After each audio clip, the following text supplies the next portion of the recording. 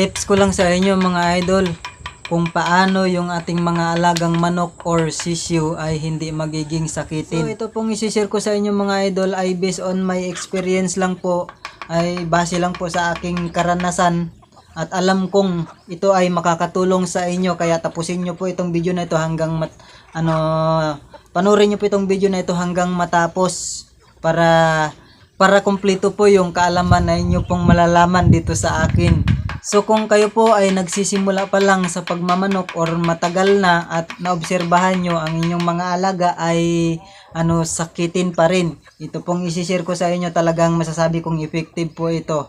So base sa aking experience guys, nagalaga ako ng manok,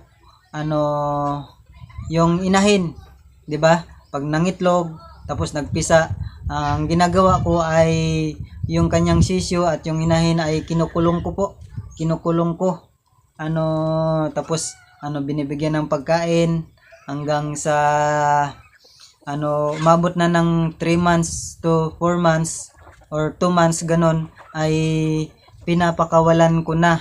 So ang nangyayari nung pinakawalan ko ay lagi pong naghihintay ng pagkain sa akin. Nasanay sila nasanay sila na binibigyan ko ng pagkain. So kahit magutom sila ay hindi pa rin talaga hahanap ng pagkain dahil nga nasanay sila sa binibigay kong pagkain. So ang nangyayari po ay nagkakasakit po sila. So ang mangyayari ginagamot ko, tapos gagaling, tapos pagkatapos ng gagaling papakawalan ko, tapos alalayan ng pagkain. Tapos kung wala ng pagkain, talagang maghihintay sa akin, hindi talaga mag-i-effort na maghahanap ng pagkain. Kaya ang ma-advise ko lang sa inyo, kung kayo po ay nagsisimula pa lang or matagal na nagmamanukan, ito po ay ito pong maisishare ko sa inyo at alam kong effective ito sa inyo. Kung kayo po ay malawak yung area nyo, sa palagay nyo na makagala-gala ang inyong mga alagang manok or sisyo, ay mas maganda po naka-free range po sila para hindi magiging sakitin. Ganito po ang inyong gagawin kapag nagpisa na ang inyong mga alagang manok. Kung may limber kayo, kung may kulungan kayo, ikulong nyo po yung inahin o kaya itali nyo yung inahin, tapos bigyan nyo lang ng pagkain yung inahin na kasama yung mga sisyo. Tapos yung inahin nakakulong lang, tapos yung sisyo hayaan yung nakakalabas sa kanilang kulungan or nakatali lang yung inahin, na hayaan nyo lang yung mga sisyo na nakagala-gala. Mas okay po yun kasi mula maliit talagang marunong silang maghanap ng kanilang makakain, kaya hanggang sa paglaki nila ay marunong silang maghanap ng pagkain. At 2 linggo or 1 linggo, pwede nyo na po yan i-free range. Yan po ang ginagawa ko sa akin. Tapos pag naka-free range na po sila, nakakawala na, ay alalayan nyo pa rin sila ng pagkain. Pag tinatawag nyo, alalayan sila ng pagkain. Bigyan nyo ng pagkain kung ano man yan, GMP1, GMP2 or GMP3 man yan. Pero kung mga 1 month or wala pa 1 month old, ay sa akin po ang binibigay ko ay GMP1. At pagkatapos ng 1 month old ay GMP2 na. So yan po ang ginagawa ko sa akin.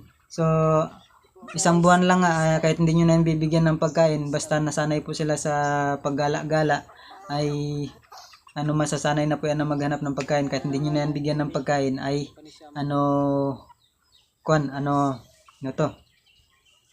marunong po yan maghanap ng pagkain. So ang mangyayari niyan ay hindi po sila magiging sakitin kasi araw-araw silang nakakagala-gala, nakaka-exercise, naiinitan. So pag nakakulong kasi yung ating mga alaga ay based on my experience ay sakitin po. So pag hindi sila naarawan, kaya mas mabuti na yung naka-free range lang yung ating mga alaga kasi hindi po sila sakitin.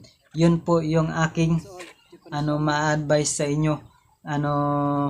At hindi pa kayo magagastusan kasi kung lagi yan nakakulong hanggang sa lumaki, hanggang mag 3 months siya, ay magagastusan po kayo dyan sa pagkain. So kung yan yung hobbies nyo, nag-aalaga ng manok, yan po ang ma-advise ko. Mas maganda po na naka-parents. So tungkol pala sa update sa aking mga alagang manok. So mula nung hindi na kasi ako mula nung nagtayo po ako ng bahay, ito po yung tinitirahan ko ngayon, tinitirahan namin ngayon ay hindi ko na po napukusan yung aking mga alagang manok. Kaya ang nangyari ay marami pa akong manok dati, ngayon kunti na lang. So ang nangyari, pinalit ko po ng mga kagamitan, planer, grinder, tapos barina, router.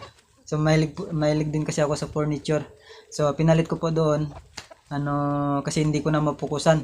Kasi kung hayaan ko lang magiging sakitin lang sila kasi nabisi po ako sa trabaho, hindi ko na sila mapukusan sa pagbibigay ng pagkain kasi nasanay na sila sa pagkain. Gaya nga ng sinabi ko, nasanay na sila sa pagkain. Kahit magutom yan sila, hindi talaga mag-i-effort na maghanap ng pagkain yan. Kaya magkakasakit talaga sila. Kaya yun lang po ang may sisir ko sa inyo. Sana ay makatulong sa inyo. Depende na lang po sa inyo kung gagawin niyo rin yung aking tips na ibinigay, sinir sa inyo.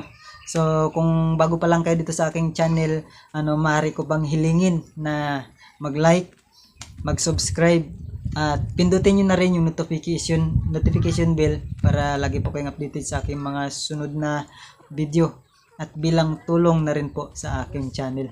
Maraming salamat po sa inyo mga idol.